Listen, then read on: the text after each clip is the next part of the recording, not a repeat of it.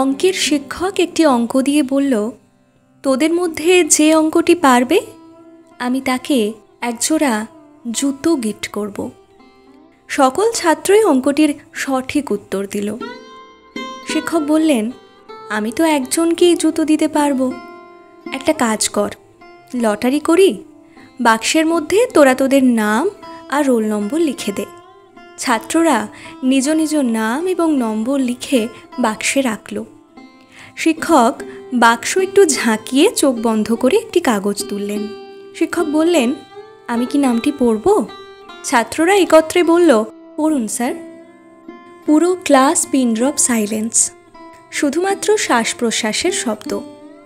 শিক্ষক বললেন, Abdul, roll number 1।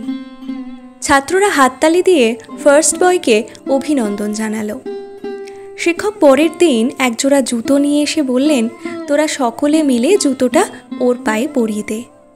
Teachers রুমে ওই শিক্ষকের চোখে জল দেখে সহকারী শিক্ষক জিজ্ঞাসা করলেন, স্যার, আপনার চোখে জল কেন? শিক্ষক জুতোর ঘটনা খুলে বললেন, আব্দুল ক্লাসের একমাত্র ছাত্র যে কিনা খালি পায়ে ক্লাসে আসে। আমি ওর কথা চিন্তা করেই একটি কঠিন অঙ্ক দিলাম, কিন্তু সবাই অঙ্কটির সঠিক উত্তর দিল।